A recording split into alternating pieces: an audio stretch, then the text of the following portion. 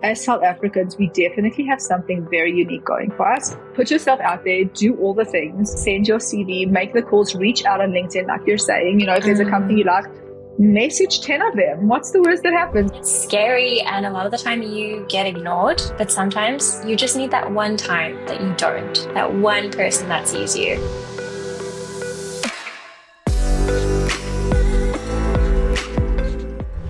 Hello, and welcome to South Africa Tech Marketers, where I uncover the journeys of marketers who are absolutely thriving in South Africa and beyond in the hope of helping you do the same. My name is Kirsty Lang. I'm a senior content writer working remotely in Cape Town for a tech company called Buffer, and I'm thrilled to be joined in the virtual studio by someone who is also bringing their marketing talent to the global stage at a company that I think anyone working in marketing is likely to be a huge fan of. But before we get into that, this show is brought to you by the Global Talent Company, which aims to help marketers based in South Africa find their dream remote jobs at incredible tech companies all over the world. So if you're a marketer looking for your next gig, or you are looking to recruit some amazing South African talent, which I definitely recommend, check out their website, globaltalent.co, and I'll put that link in the show notes as well. So with me today is Gila Shapiro, Product Marketing Manager at Riverside FM. Gila, thank you so much for joining me today. Oh, it's such a pleasure. It's very exciting to be here. So thank you for having me. No, it's wonderful. I have a very funny story to tell about how I found you. Oh, because yes. I've been following you for ages on LinkedIn. And I was just like, this is a cool person in marketing. And then I think it was like even pre-Riverside. And then you posted a picture. I hope this was you. This is my memory of Gila. But you posted a picture of traveling, that, the quintessential traveling picture. And I saw the green passport. And I was like, hold up. This cool marketing person, right, is South African. And yeah, so from there I had to go and do the whole deep dive, stalked you. Sorry about that. But then, yeah, I've just been very closely following your journey ever since. So I'm going to try not to fangirl too much on this episode. Oh my God, I'm so excited. I finally met the one person who follows me. So the honor is genuinely mine. This is so exciting. Content. No. You're selling yourself short here. I'm sure, hopefully after this episode, that follower count will have spiked, because you know what? Maybe I'm just not in the right circles, but I feel like not enough South Africans are leveraging LinkedIn in the way that they could be. Yeah. So, it was almost like I don't have enough South African people that I'm following. So yeah. Which is why I'm following you so closely. That's a bit, I will take it.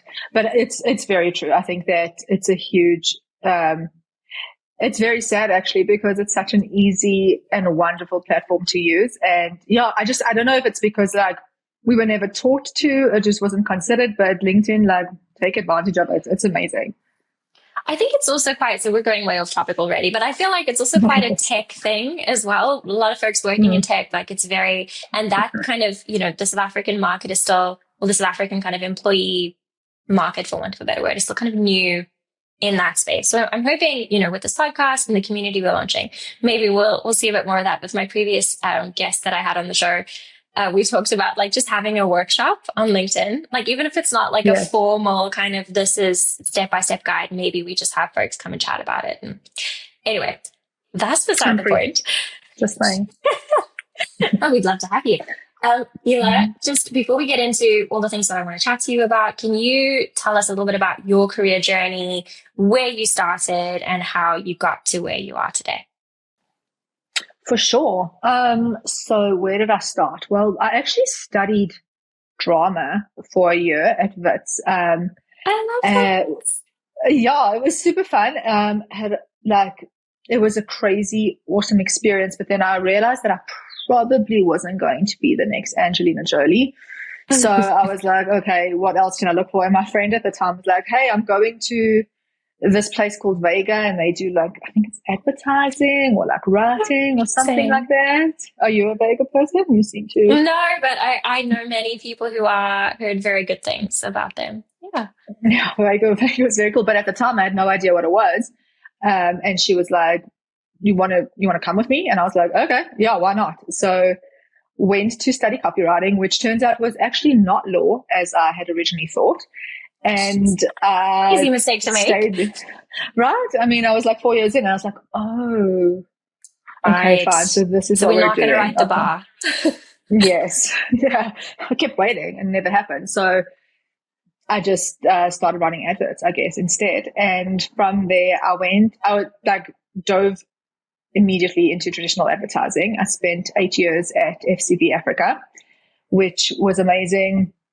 That was when we were doing like TV ads, radio ads, billboards, all of that stuff. And that was 12 years ago when I started off there. Since between then and now, I guess I have done a little bit of everything, done the traditional advertising route, slowly made my way into marketing, which is where I am now.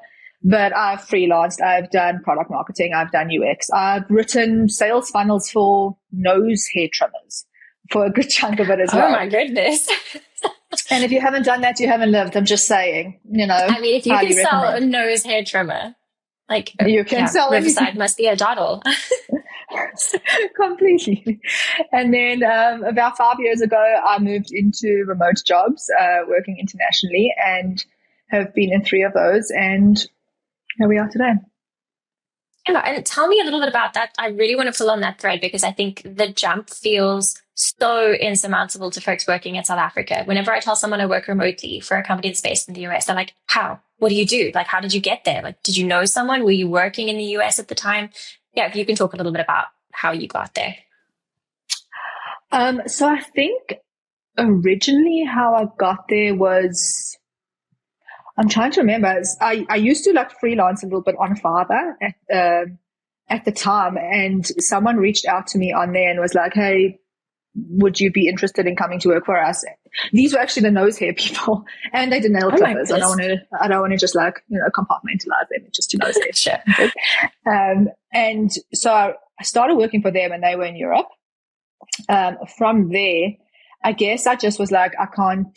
Like I'm really enjoying this international vibe, and so I started applying to overseas companies and sending my CV and having interviews, and that's when I moved to Fiverr, like actual Fiverr, the company, not just working on Fiverr, working for Fiverr.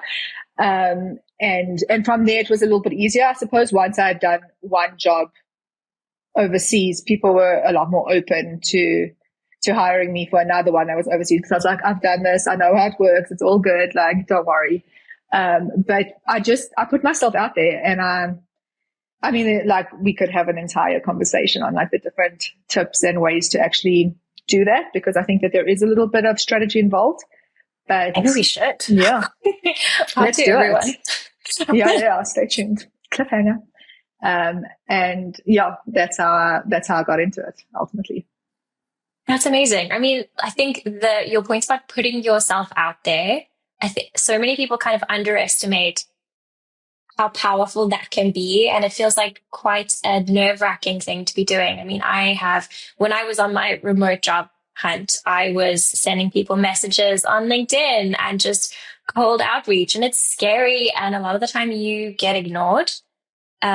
But sometimes you just need that one time that you don't, that one person that sees you. Yeah. And one of my favorite little philosophies is, if you don't ask, you don't get. If you don't put yourself out there, you don't get. So yeah, I really, really like that approach. Oh, 100%.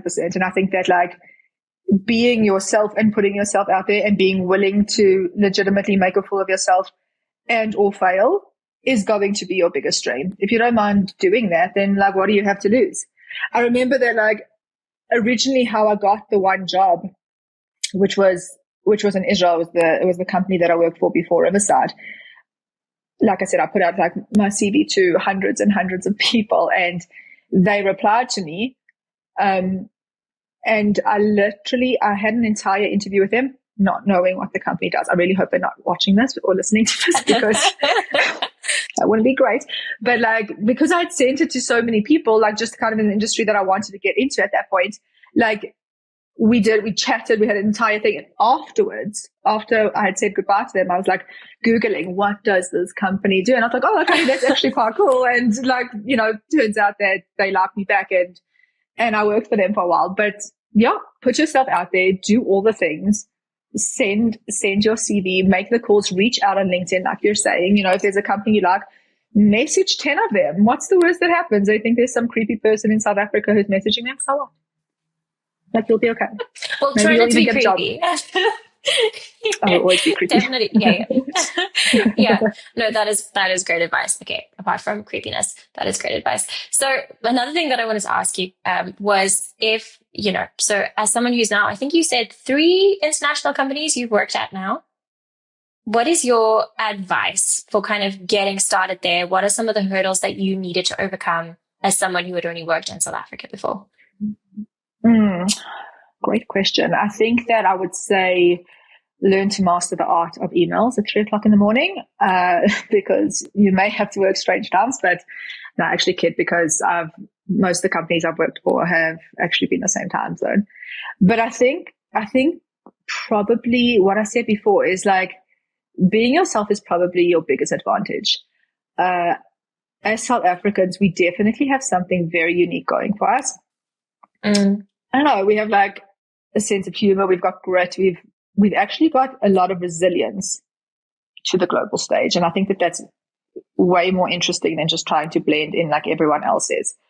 So I would say, like, don't try to sound like someone else. The world is already too full of people who are trying to blend in. And yeah, I think it's a little bit like what we covered before, but putting yourself out there and being exactly who you are, I think that you'll find it's actually going to be way more celebrated than you would originally think. We just think that it's very normal that we are the way that we are. But overseas into other companies, there's definitely something that we have to offer that they're not finding elsewhere. So take advantage of that for sure. Absolutely. Well, you've touched on my next question, so I just kind of want to pull on that thread a little bit. So on the reverse side of the coin, what do you think South Africans have to offer companies like Riverside or, companies that hire globally, remotely? What do we have to offer that kind of sets us apart from other candidates? So I think I probably did touch on it a little bit before, just in terms of, I think that we definitely have a resilience that's kind of forged into everything that we do. Okay. Like, we have had to figure out how to have a meeting when we don't have internet because of load shedding, right? We have a work ethic that I don't think is found everywhere else in the world. And I think that we're very good at thinking outside the box, maybe because we've had to work with so many different pieces that are missing. I'm not sure, but like, just again, the grit, the innovation, the right amount of cheekiness, I think that it definitely is a huge advantage to kind of like any global team. I think that we're cut above the rest, especially when it comes to marketing in general. We push boundaries a little bit more. We have something, again, we may just think it's normal. It's not, trust me.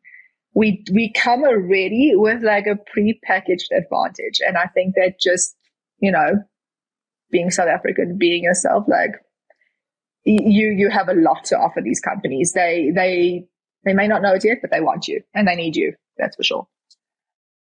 I love that. That makes so much sense. And I think it really helps to kind of calm, for want of a better word, to calm the imposter syndrome that you might feel. This is something that I really felt. I kind of felt like a bit of a country bumpkin, for want of a better word, when I started my first remote job. And luckily folks were really kind and they were like kind of open to teaching me. There were so many, because most of the people at the company were based in the US, and there were so many cultural things that I didn't understand, whether it was just slang or the work ethic, all sorts of things. And people from different parts of the world work very differently. So my experience of working with Americans is very different to my experience of working with Europeans, and then British folks are entirely different as well. I'm sure you have stories to share on the cultural front, but if it is a fully distributed company, no one knows everything about how to work together. And that is such a learning process. And that is something that as South Africans, I think one of my previous guests has touched on this before, and I love it so much because we deal with so many different cultures daily without even realizing it. And we're comedians and we shift into different headspaces and perspectives. I think that is very powerful. Yeah. So I love what you said. Sure. Yeah. I love that. It makes so much sense. I'm going to use that. Thanks. Yeah, That's put that awesome. on your CV.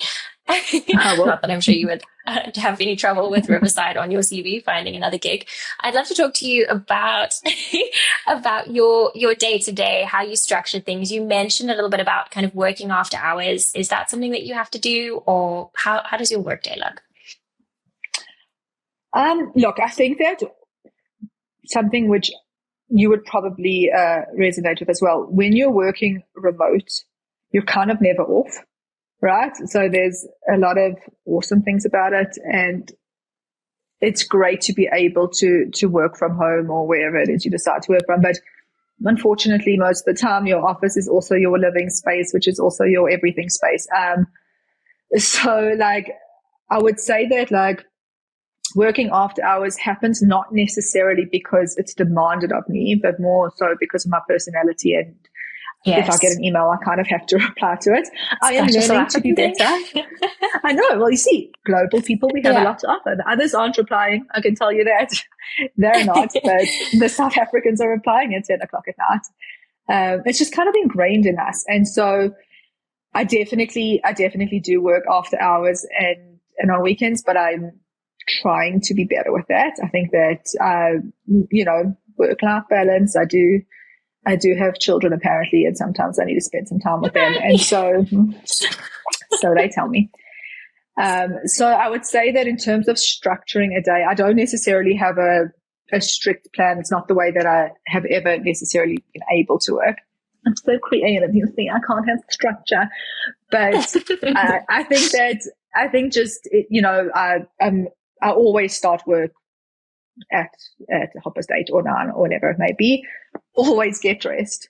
Always try and make myself as presentable as possible, regardless of whether I'm actually going to have a meeting or not. I think it just kind of puts me into the zone, and like, even though I may be in my house, it's work time, Yes. And yeah, I work pretty consistently, solidly the entire morning, and I'm a little bit all over the place when it comes to tools or organizational things. And I'll have like sticky notes here and a little Monday board there. And I jump between systems. Yeah, that's a problem.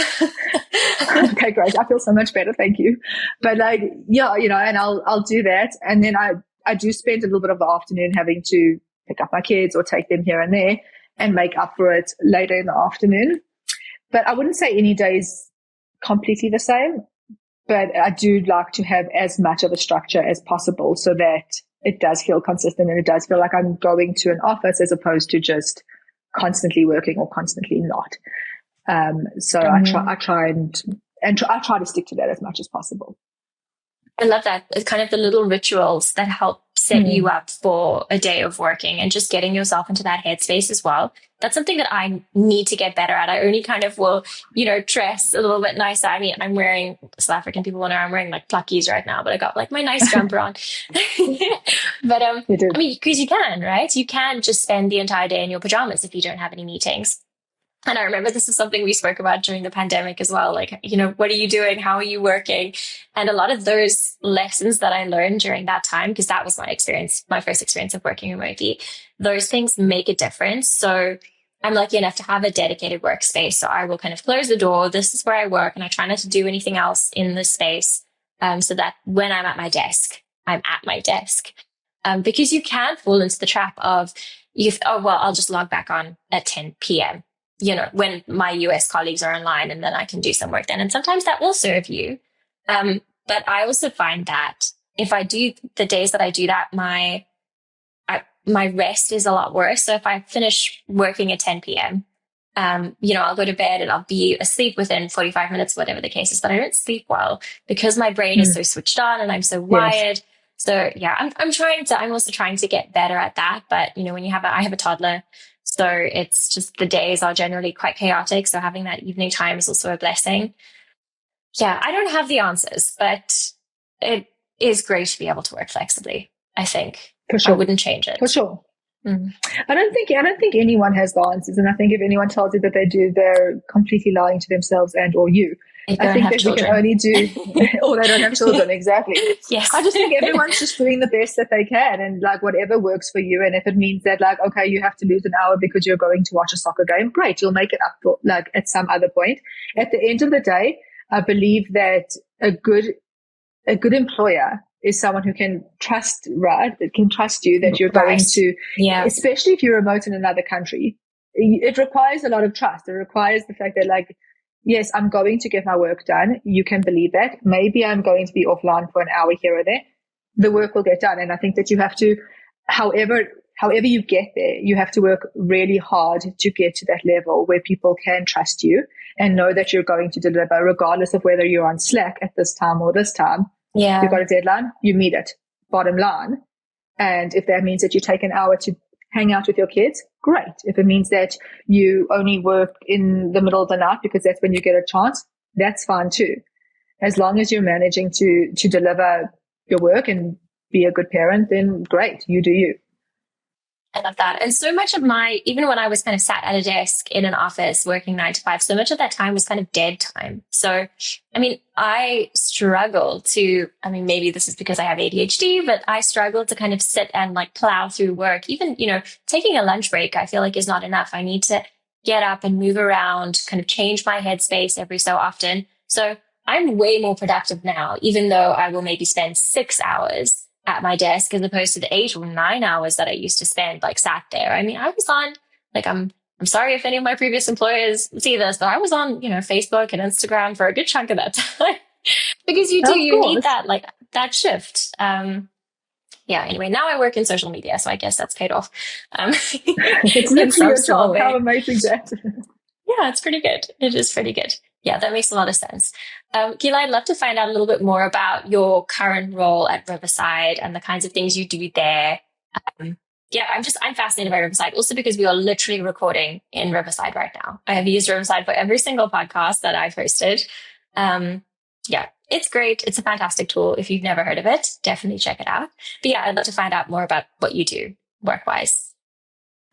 It's a great question. I'd also love to know what I do at Riverside. But Riverside is a great platform, which actually makes a very big difference. It's very nice when you like the product that you work for. Selling. Yeah. And believe it or not, at Riverside, they use Riverside, which is wild because they believe in their product too. So that already makes the company unique. What I do for the most part is that I do product marketing. I'm also a creative strategist, which means that essentially my job requires a lot of research into our audience to see what it is people want, what they're responding to. And when we put out new features or implement something that's, that's new to the product, how people are responding to it. I do a lot of PPC YouTube advertising. So I take that research and I am hopefully speaking to my audience with the different hooks that we use, and we're putting out ads all the time, which is very, it's very insight based. It's very strategic. It's very researched, and that's like the one part of my job. I write a lot of landing pages. I write a lot of emails. I write, which I actually like. I'm a big email nerd. I really do. I like this stuff. Cool. I didn't know that. I know. It's such an art, isn't it? And landing pages as well. It really is. It really is. Like it's a skill I'm nurturing, but it's so tough. We've been overhauling a couple of the pages for Buffer, and our product marketer has been out on family leave, and I've been picking up a little bit of the slack with the copy, and this is so hard. It is hard. When you have blog posts or scripts for YouTube videos, you can just wax lyrical and add in, scenes and context, and like with landing pages and email copy to a degree, you don't have that. So yeah, hats off to you. It is not something I'm very good at. I don't believe that, but it is fun. I really do. And I love testing stuff. I love, I'm very into like, just let's push, let's see, let's test and see what happens. Because what is the worst that's going to happen? We're not surgeons. It's going to be okay if it doesn't work.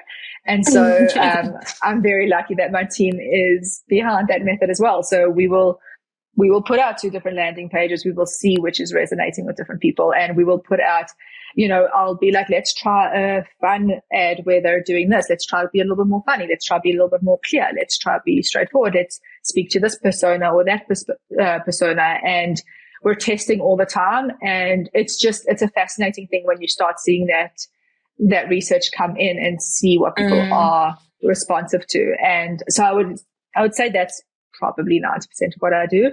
And then every now and again, I'll, write some annoying Slack messages to my colleagues and irritate them, or come up with a name for a new show that they're doing. But 90% of the time I'm actually working, I promise. So, yeah. Except when you're on podcasts on Riverside. So I feel like you're working right now. You're testing audience research, There we go. Yeah. That makes a lot of sense. Definitely testing, seeing all the things happening, taking so many notes. Yeah, it's honestly, you have to. I know it's such a techie thing when folks talk about dog fooding their own product, and I hate that term because, you got to eat your own dog food. But it's made such a difference for me personally. Obviously, I was always active on social, but having to use Buffer, which, if folks don't know, is a social media management tool. It's been incredible, not only for my social growth, but also just in helping me kind of understand the work that I do. So that's such an important tip that you've kind of touched on as well, is that, and you mentioned this about Riverside, so many companies don't use their own product. Yeah, which is fascinating to me. But anyway, that's a whole tangent that we can go off on another time. The last thing that I wanted to ask you was, what is one thing that you know now that you wish you had known at the outset of your career? Oh, good question. I think probably it would be how many different paths you can take in marketing, right? Marketing, advertising, UX. I remember that when I first started, I thought that copywriting or advertising was just those things that you skip on YouTube. And then the deeper that I went into my career, you realize that it's more than billboards, more than a slogan. You can go into so many different fields within that. And UX writing, product marketing, brand storytelling, SEO. These were things that I'd never, ever, ever heard of. And until super recently, embarrassingly recently.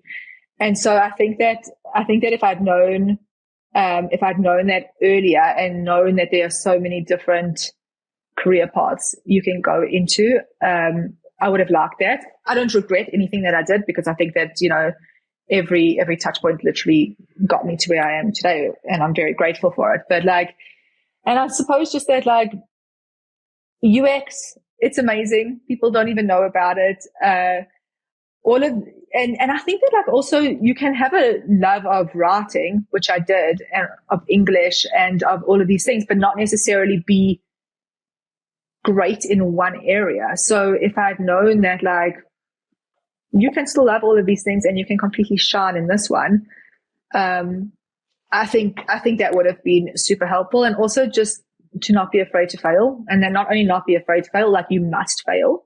I think that we're so scared, going into it, and that faking it till you make it is a legitimate thing. Fake it and you will make it. Everybody at some point. Everyone's faking it. You said it earlier, everyone's feeling the imposter syndrome. Everyone's feeling like they are the new kid in the cafeteria or whatever it may be. Just pretend you know what you're talking about. Pretend you've got the confidence. Pretend you can, and that's all you need to do.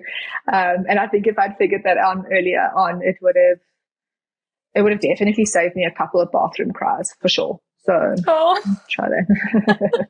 We've all had the bathroom cries. We've had the bathroom cries. That's, except now, for us, they happen at home instead of, in an office, which is a little bit better. The acoustics. So much more convenient. Exactly.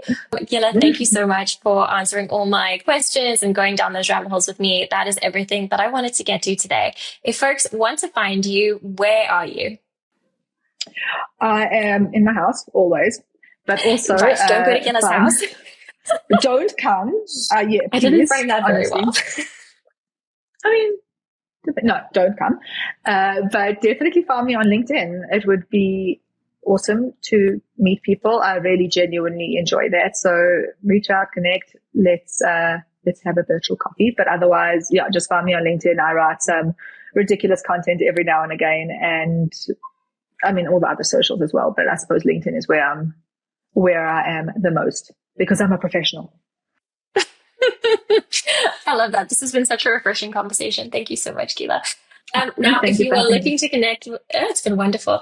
So if you are looking to connect with other professionals like me and Gila in the SA marketing space, there is a lovely little community where you can do exactly that. Like this podcast, it is called SA Tech Marketers, and it is a home for connecting, learning, and growing in the tech marketing space. And it's also a spot where you will regularly find exciting new remote marketing opportunities. You will find the link to join in the show notes. Gila, thank you so much. It has been a delight. Thank you so much.